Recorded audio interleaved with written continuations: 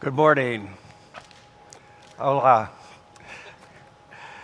A little more noise. Good morning. Good morning. Hey.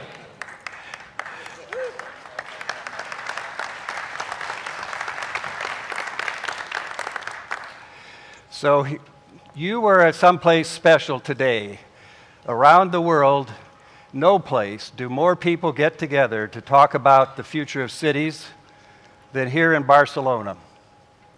The Smart Cities Expo World Congress is the largest event, bringing great minds like yours together to talk about where this earth goes in the next 30 years. And of course, you know the challenges, you know the opportunity. Think of it. Technology has offered us enormous new opportunities to solve problems across the full range of the city, not just the question of whether a building's more efficient in using energy, but whether people get the education they need so they keep the job they need, they grow into innovators and leaders and people that raise great families. So there's a tension in cities between the technology which can do so much and the people who really need the benefits of that technology.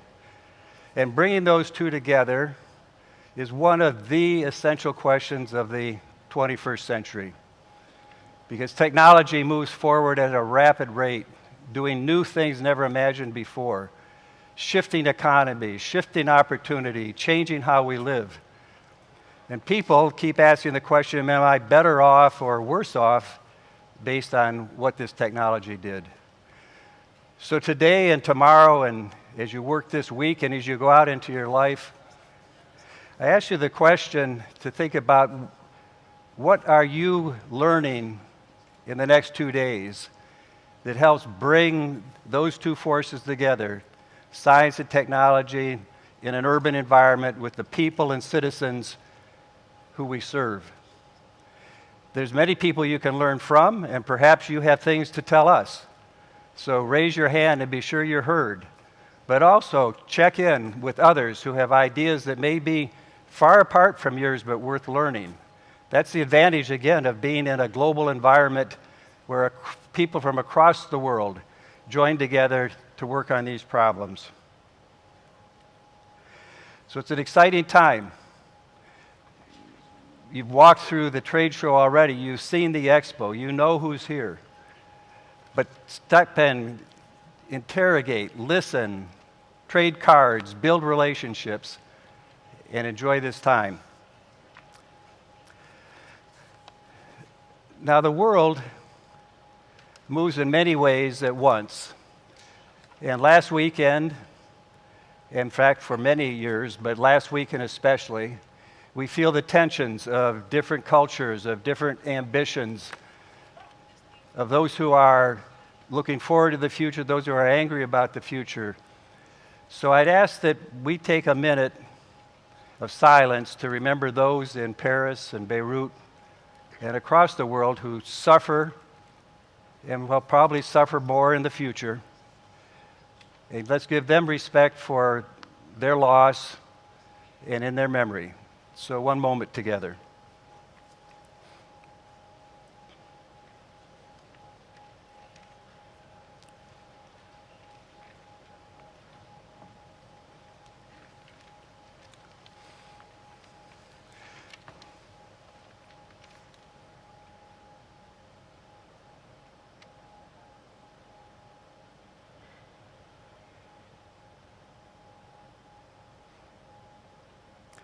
Thank you.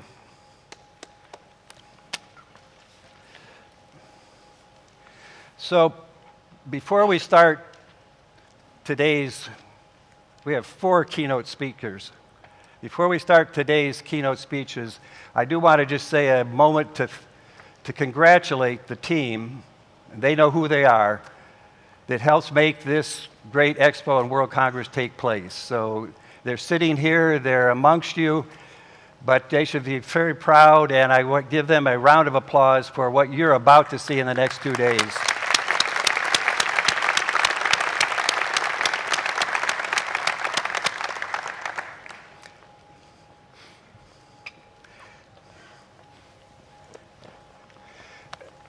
Now, we're going to hear from 4 exceptional people today.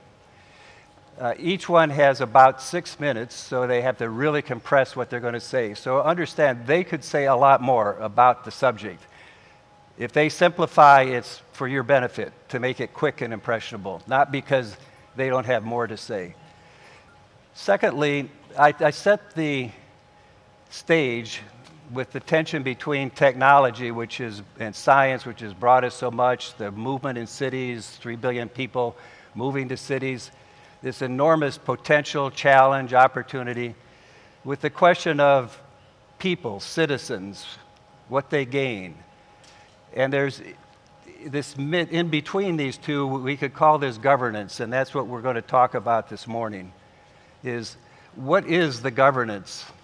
How do we relate? How do we understand? How do we lead and listen at the same time? These are important questions. And they're questions that citizens around the world are not only asking now, but I assure you will ask more and more as the sweep of science and technology moves into the life of our cities. So with that, we have 4 great speakers. I'll introduce them very briefly. Their bios are in the materials you have. They each will have, as I said, 6 minutes. So the first of the speakers is the first deputy mayor of Barcelona. And as you know, Barcelona has a new government and a new step into its future. His name is Gerardo Pisarello, and I welcome him here to the stage now to make his remarks.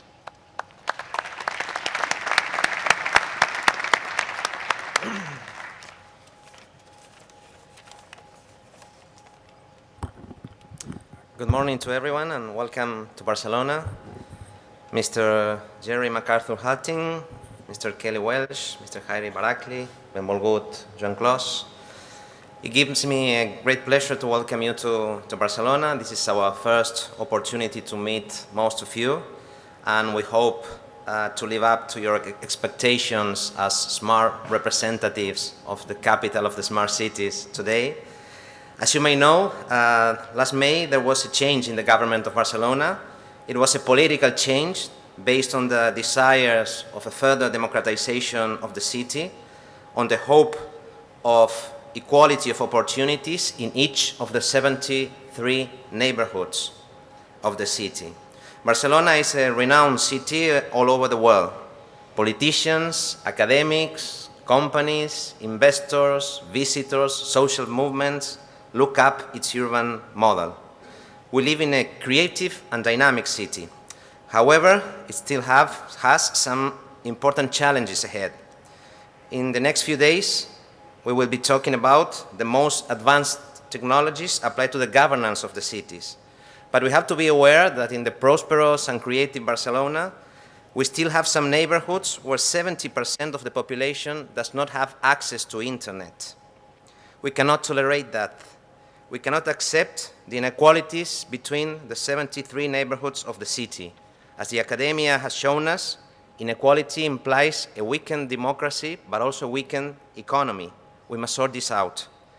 During this Congress, we will discuss the relation between society, technology, economy, and environment. In a world that is becoming essentially urban, this relation is crucial for the future of the city.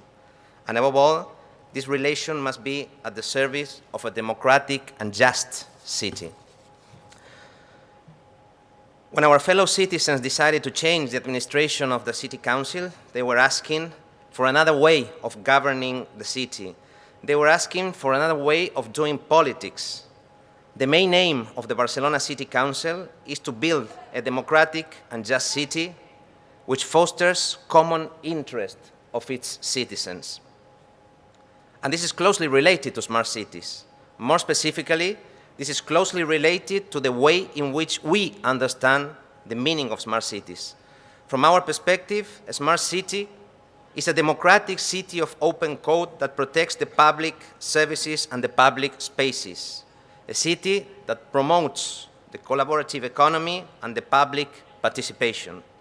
This smart city will be achieved through an innovation process which has to be understood not only in a technological or finalistic manner. The social, economic, environmental, and technological innovation must be addressed to solve the current problems that the city is now facing. We need to ask ourselves if we can use, for instance, the huge amount of data and information that the city and its people generate to improve the quality of life. I am convinced that the answer is yes. I truly believe that the internet is the way to create smart cities based on the collective intelligence of its people, its companies, and its institutions. Since Barcelona has been recognized as pioneer smart city in the last years, we strongly believe that it is time to start a new chapter, taking advantage of the good things of the past, but also reorienting our policies toward data openness, strengthening of democracy, environmental sustainability, reduction of inequalities, and progress for all. We would like to foster with all of you this just and democratic city. We would like to build with all of you a new pattern of prosperity.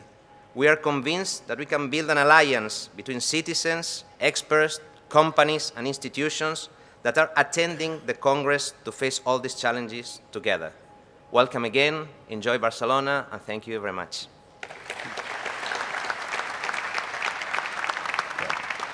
Thank you. So no city on earth probably sits more at the crossroads between great cultures than Istanbul. So it's my pleasure to introduce now the Secretary General of the City of Istanbul, Dr. Hayri Baraçli.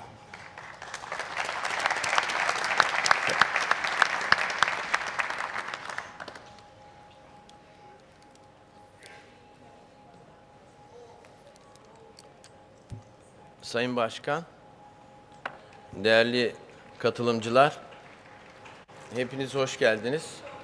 Tabii ki ben Barcelona'ya 4. gelişim. Her geldiğimde farklı bir Barcelona görüyorum.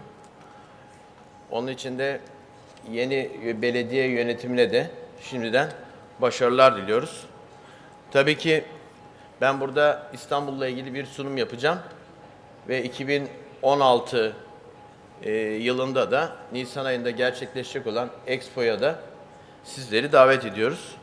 Tabii İstanbul büyük bir şehir. 3 medeniyete başkentlik yapmış. Aynı zamanda da farklılığı da ortaya koyabilen, değişimi ortaya koyabilen bir şehir. İstanbul'da da Smart City ile ilgili birçok projeye bizler imza atıyoruz. Onun için Büyükşehir Belediyesi olarak da yapmış olduğumuz yeniliklerden bazılarını sizlerle burada paylaşacağız. Ama tabii ki bizler farkındalığı ve farklılığı ortaya koyabilmek için değişimi de her zaman savunuyoruz. Tabii ki bizler 4 unsuru Smart City'de ön planda tutuyoruz. Bunlardan bir tanesi mobilite, diğeri çevre, teknoloji ve inovasyon. Tabii bunları yaparken hedeflediğimiz en önemli unsur vatandaşımızın memnuniyetini en üst seviyeye çıkartabilmek. Sürekli olarak onlarla iletişim halinde ve onlardan aldığımız bilgiler doğrultusunda da farklılığı ve değişimi de ortaya koymaya çalışıyoruz. Tabii ki bizler bunları gerçekleştirirken hedeflediklerimizi yakalayabilmek adına belki de İstanbul'da değişimi hem ön planda tutabilmek hem de bunları sağlayabilmek için iş gücünü, enerjiyi ve ham maddeyi ve ulaşımı da ön planda tutmak zorundayız. Tabii bunları yaparken bizler belki de hem ölçülebilir bir şehir oluşturabilmek hem de farkındalığı ortaya çıkartabilmek için bizler bu unsurları da ön planda tutuyoruz. Tabii ki hizmetler ile kendilerini öne çıkarmak, yani akıllı şehir haline getirebilmek için de bizler yeni ekonomik düzende bir şehir oluşturma gayreti içerisindeyiz. Tabii bunlar İstanbul için önemli unsurlar ama tabii ki bunları gerçekleştirirken şehirde de kontrol edilmediğimiz bazı unsurlar da ortaya çıkmakta. Bunlar tabii bizlerin sürekli olarak ölçebildiğimizi yönetebilme kavramı içerisinde hareket ederken hem akıllı enerjiyi, akıllı toplumu, akıllı bina ve akıllı ticaret, akıllı mobilite ve son kullanıcı odaklı inovasyon gibi unsurlarla büyük veriye hızlı bir şekilde ulaşmayı da hedefliyoruz. Tabii ki bunlar obeziteyi oluşturan önemli unsur da yapılaşma, araç, hizmetteki aksaklıklar ve nüfustaki değişim. Bunları da kontrol edebilmek için şehrin akıllı hale getirebilmesi, aynı zamanda da belki de İstanbul genelinde farklı bir akıllı modeli de tüm dünyaya da ortaya çıkartma ve sunma gayreti içerisinde de hareket ediyoruz. Tabii ki İstanbul genelinde bunlar devam ederken bir cümlemin başında İstanbul'un büyük bir şehir olduğunu ifade ettim ve hakikaten İstanbul bir dünya başkenti. Bu dünya başkenti içerisinde bizler nüfusumuzu da ön planda tutacak bir yapılaşma içerisindeyiz. Yani 130 ülkenin nüfusundan fazla bir şehir İstanbul. Bununla beraber yıl bütçesi de 13,5 milyar dolarlık bir bütçesiyle nadir şehirlerden bir tanesi. Tabii bu gayret içerisinde hareket ederken 4 unsuru biraz önce sizlere bahsettim.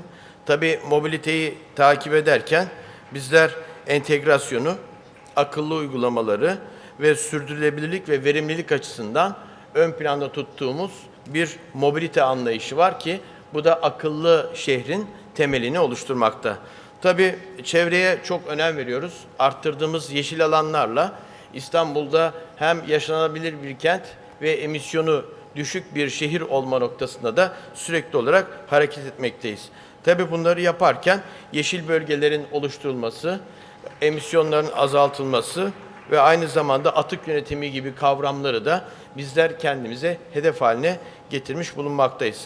Teknolojiyi İstanbul dünya şehirlerinden farklı bir şekilde uygulamakta. Bunları uygularken de aynı zamanda elde ettiği bilgileri de Big Data'da yani büyük bir datayla da yönetme gayreti içerisinde ve bizim oluşturduğumuz yapay zeka ve uzman sistemlerle de şehrin ana noktalarından elde ettiğimiz verileri işleyerek bilgi haline dönüştürüp şehri sürekli olarak güncelleme gayreti içerisindeyiz. Tabii ki içeride de biraz önce söyledim. İnovasyon bizim en önemli hedeflerimizin başında gelmekte. Onun için hem vatandaş odaklı, aynı zamanda bizler sürekli iyileştirmeye yönelik bir odak şehir olma noktasında İstanbul'da hizmetlerimizi de sürdürüyoruz. Tabii bunlarla beraber hakikaten eğer çalışmalarımızı bu gayret içerisinde devam ederken uyguladığımız birçok mobilite çalışmaları var akıllı şehirle ilgili. Hem akıllı sinyalizasyon sistemleri, akıllı park sistemleri, uyguladığımız trafikte ve çok büyük destek alan cep trafik ve mobil İETT gibi uygulamalarla İstanbul trafiğini ve toplu ulaşımını da hızlı bir şekilde takip edip kontrol edebiliyoruz. Ve İstanbul'un tüm toplu ulaşım araçlarında geçerli bir kart sistemimiz var ki o da bize büyük bir veri bankasını da oluşturmakta. Bunlarla beraber tabii çevreyle ilgili de bizler faaliyetlerimizi devam ederken çevrenin biz atık yönetimi aynı zamanda standartların oluşturulması noktasında hareket ediyoruz ve karbon ayak izini de sürekli olarak ölçüyoruz. Uyguladığımız metrobüs sistemiyle günlük 623 ton karbon monoksit salımını da azaltmış bulunuyoruz. Tabii bunları yaparken bunların dışında aynı zamanda rüzgar türbinleri ile ilgili çalışmalarımız da var. Kendi enerjimizi kendimiz üretme noktasında belediyemizin birimlerinin çalışmaları da devam ediyor.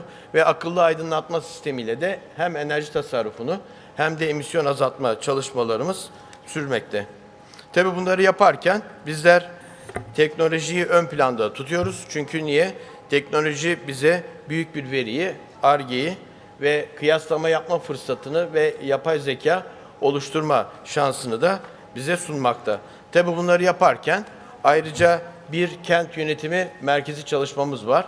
Şu anda farklı noktalarda kent yönetim merkezimizin unsurları devam ederken bunları bir merkez haline dönüştürüp tüm toplu ulaşım araçlarının yönetimini, İstanbul Belediyesi'nin bir veri merkezini, itfaiye yangın kontrol merkezini ve bizim otobüslerimizde, araçlarımızda, toplu ulaşım araçlarında Wi-Fi uygulaması var ve büyük meydanlarımızda da Wi-Fi uygulamamız var. Onun için bizler hem şehir içerisindeki tünelleri de kontrol etme noktasına hareket ediyoruz.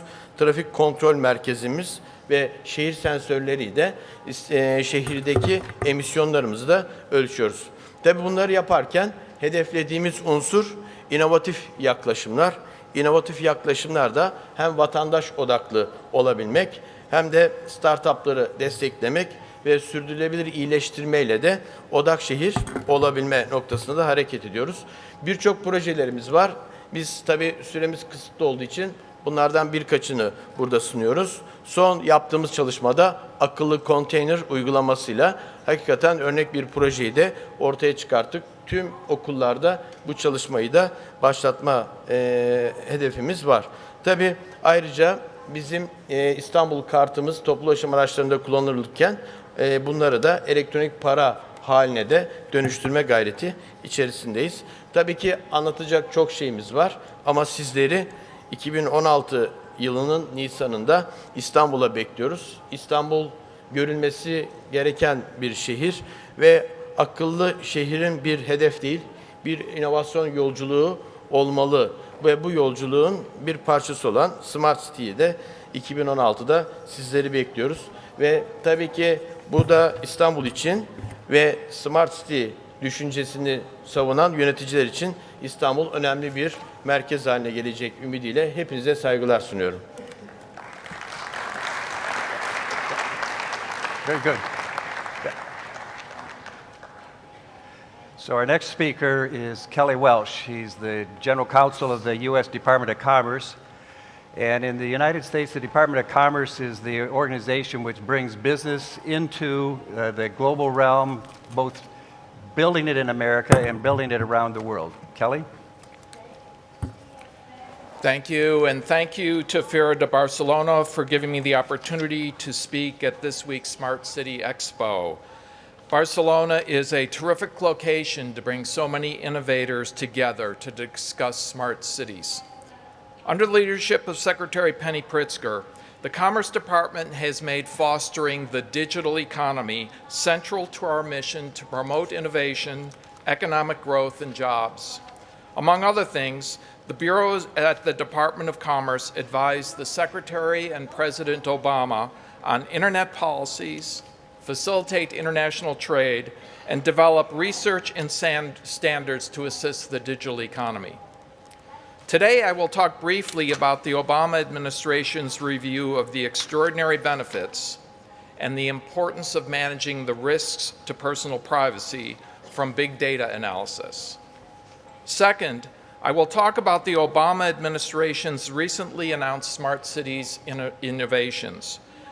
These innovations and initiatives will expand collaborations among communities and innovators to use data-driven technologies to better manage resources, meet local challenges, and improve urban quality of life. The Commerce Department's National Institute of Standards and Technology is playing a leading role in this initiative by conducting a Global City Teams Challenge and fostering the development of interoperable systems. By working with the private sector and other stakeholders to build consensus around a framework for systems that work together, we can help unlock the innovation that will drive economic growth and improve our cities and communities. The success of cities, like companies and entrepreneurs in the future, will hinge on how well they leverage big data and the Internet of Things. Last year, Secretary Pritzker and the Commerce Department participated in the Obama administration's in-depth review of the topic of big data, including its implications for privacy. The review team's Big Data report affirmed that big data analysis is a tremendous opportunity for economic growth and improving quality of life for individuals and communities. This success largely will be driven by innovation, entrepreneurship, and investment by the private sector, not only in Northern California, but in Barcelona, Chicago, Stockholm, and throughout the world. And one of the main lessons from the Big Data review is the need to be clear-eyed about the benefits and risks of big data, especially around our deeply held values of privacy and autonomy. The US has a robust privacy regime that is well adapted to meet these challenges. We go to great lengths to make sure that individuals' privacy is protected while allowing our entrepreneurs to build and grow businesses and ideas. The era of big data will be dynamic, and we will need to work with and understand the latest and best science and technologies as we set the balance between innovation, use of big data, and privacy. In one of my prior roles, I served as Corporation Counsel for the City of Chicago. As a city official, I gained an appreciation for the perspective of a community. At that time, our big data project involved providing a single centralized office and phone number for citizens' complaints, instead of handling them in local ward offices throughout the city. This process, however simple, allowed the city government to better understand, analyze, and respond to local needs citywide. Large-scale challenges such as transportation, job creation, energy, and the environment are in many ways local issues that we experience where we live. Improving our transportation infrastructure is a complex issue with global implications, but we experience it each day through our commute to work. Using data-driven innovation to address these challenges requires community engagement. That is where smart cities come in. This concept of a smart city makes the Internet of Things actionable and especially important for all of us. A future with a multitude of connected things sounds interesting, but having more consumer devices, such as internet-connected refrigerators, can be hard to place into a meaningful context. A smart city provides that context. Building smart cities is one of the Obama administration's strategic objectives for innovation. In September, the administration announced a new Smart Cities initiative that involves spending $160 million on research and multi-city collaborations. These efforts are targeted at helping communities enhance the collection, aggregation, and use of data to improve the lives of residents. For example, my hometown of Chicago has adopted a Smart Cities initiative described as the Array of Things project, in which over 500 sensor nodes will be placed throughout the city of Chicago to monitor the urban environment, including barometric pressure, light, pedestrian vehicle traffic, sound intensity, and carbon monoxide. This data will be used to develop statistical correlations and relationships, such as the impact of environmental factors on public health. The Department of Commerce is supporting the Smart Cities initiative by making more of our data from the Census Bureau available to cities. And we're also planning a trade mission to India in February to work on smart cities with India. And in addition, we are establishing the Global City Teams Challenge, which will run through 2017, and we will see projects and innovators work on shared goals and interoperable technologies. In addition, later this week, I will be attending the annual joint dialogue between the U.S. government, Department of Commerce, and U.S. Trade Representative and the government of China in Guangzhou. And one of the topics for that dialogue is smart cities and the environment. The real challenge to the emergence of smart cities is fragmentation. By creating forces for convergence, we can move beyond isolated solutions that cannot scale. If we build a voluntary consensus around global standards, we can work toward an open, interoperable smart city architecture. A global architecture will allow communities to communicate in a common language about smart cities and understand how various approaches and projects might work together and be improved upon in the future. The private sector could then move beyond foundational work and focus on innovating solutions on top of an existing architecture. We look forward to working with all of you to drive innovation, expand the digital economy, create jobs, and improve the quality of life in our communities. Thank you. Good, Kelly. Thank you. Our final keynote address today is a former mayor of Barcelona, but now head of UN Habitat, the agency in the United Nations which explores the future of cities and how urban settlement will make progress on all the UN's goals for the betterment of mankind. I welcome to the stage Joan Clos. Thank you. Moltes gràcies als organitzadors del Congrés per convidar-me a Barcelona, a la meva ciutat, a dirigir-vos un moment la paraula. Em fa molta il·lusió veure com Barcelona continua prosperant en un entorn de consens i de diàleg. UN Habitat is the program of the United Nations which has the function, as the moderator has said, of analyzing urbanization worldwide and to provide the governments, both at national level and at local level, with some kind of support if they want or they ask for it, in order to improve the conditions of urbanization. We are going to celebrate next year Habitat 3. Habitat is the conference that we organize every 20 years. The first Habitat was organized in Istanbul, in Vancouver in '76. The second conference in Habitat was organized in Istanbul in '96. And now in 2016, next year, it is going to be organized in Quito, Ecuador. The objective of the conference and the initiative is to evaluate what has happened in the urbanization in the last 20 years and what do we expect in terms of urbanization in the forthcoming 20 years. We are celebrating this conference in a moment, a very interesting moment in the United Nations multilateral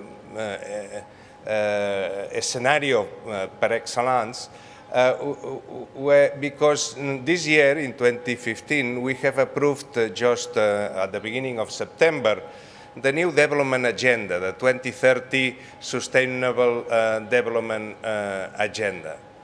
You remember that at the beginning of the century, in the year 2000, the United Nations proposed around the world the Millennium Objectives of improving the conditions of life of the poor, and reducing infant mortality, increase the provision of clean water, etc. So several objectives, specific objectives which were targeted, and in that sense they were measurable.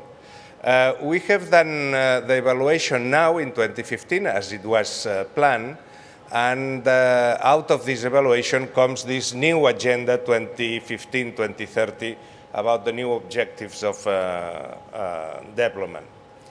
Of course, now to development, the United Nations has added another another adjective, and this is sustainable development. Why? Because we are facing a huge challenge in terms of the climate change.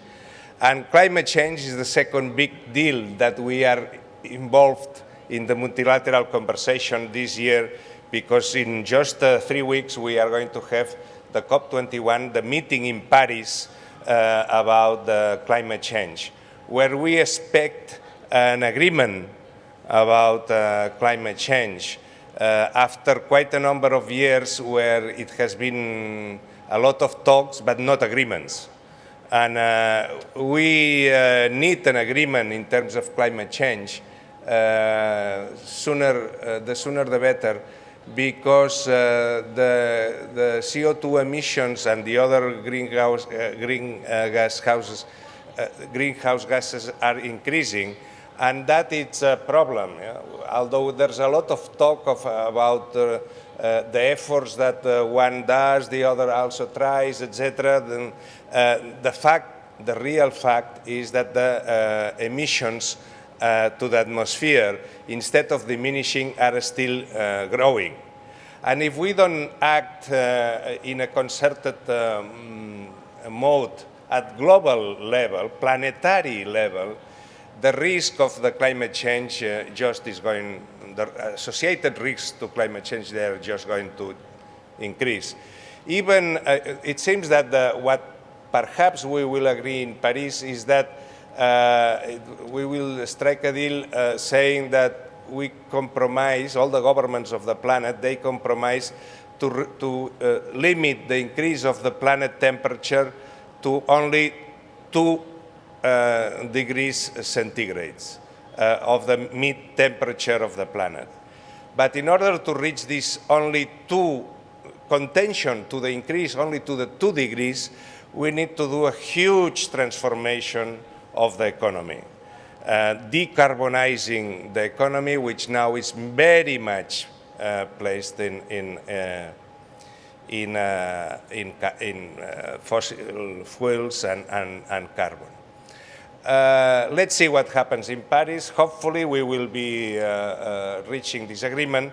And if not, what is to be expected is that the risks of associated to climate change, they are going to increase. Then urbanization has a lot to do with climate change, because on the total emissions of the planet, 70% of them are associated with urbanization. 70%. 40% direct emissions emitted from the city, half of them for the reasons of transportation, the other half heating and cooling of buildings. This is the direct emissions of the city. The other 30%, to add to 70%, is the emissions, is the footprint of the city, is the emissions that they are generated due to the consumption of products in the urban areas that they are produced in other parts of the planet. Then there's a huge urbanization, and improving of urbanization can do a lot in order to contain the emission of greenhouse gases. All that, it's very interesting that we have these two issues together this year. The objective of increasing development in order to improve the conditions of life of millions of people in the planet that are still living in a very bad conditions with very low income, etc. And for example, there's 3.5 billion people urbanized. Of these 3.5 million people urbanized in planet Earth today, 1 billion lives in slums. Nearly 30% lives in slums. And this is unbearable. This is a planetary catastrophe for the conditions of life of those people. We cannot we cannot accommodate to that kind of reality. We need to change this kind of reality, because of course these people, they live in a very bad conditions, and that is, as I said, a humanitarian catastrophe. But the problem of the urbanization is that now we have 3.5 million urbanized, but in the next 50 years, the expectation is that the total urbanized people is going to reach 7 billion. Then it means that in the next 50 years, the number of urban population is going to double. then don't worry for the smart city concepts and all this, technology, whatever. You will have a lot of work to do because urbanization is going to grow at a fantastic pace worldwide. I repeat the figures because I think that they are astonishing. We are now 3.5 billion people living in cities, urban areas, and in 50 years we are going to nearly double this figure to reaching something nearby 7 billion. Most of the urbanization, by the way, is going to happen in the developing countries, in the poor countries.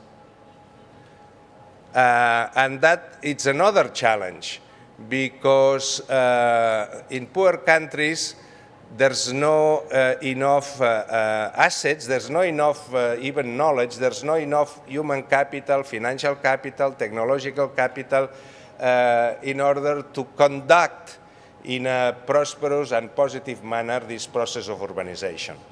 Then we have a duty of solidarity with the huge process of urbanization that is going to take place in the next 20 years also in the developing world. I appeal to you, the smart city communities, to look at that, to think about that, to help and to contribute to improve the conditions of life of those millions of people that they are living in really difficult situations. This is extremely necessary because we cannot keep even peace, as we are seeing in several parts of the world. We cannot keep even peace if we are content, if we accept this kind of inequalities in the planet. It's not a joke. The reality that we need to face, it's a reality that it's extremely daring, and we need to worry and to consider that with all its effects, and in order to get a much better world and a much more peaceful world. We cannot accept the kind of inequalities that are emerging in the current model of production. We are in a kind of a stagnation, by the way. The economic growth of the world economy is not very high, as you know. In the developed world, we are facing challenges of demographic, mainly change in our societies, which are affecting our rate of growth. We are assisting to huge migrations worldwide, and all these things are going to increase if we don't really contribute to change at certain level of in-depth consideration about the conditions of urbanization. Then I think that from the point of view of smart cities, the immense effort of innovation and that I see in this kind of initiative, I would like to ask you again to pay attention to the problems of the people and how also we can do the extra mile, the extra effort to reach and to improve the conditions of urbanization. It's important for the humanity, it's important for the ones who don't have the means to have a dignified life, and it's important for peace, and it's important for development. Thank you very much.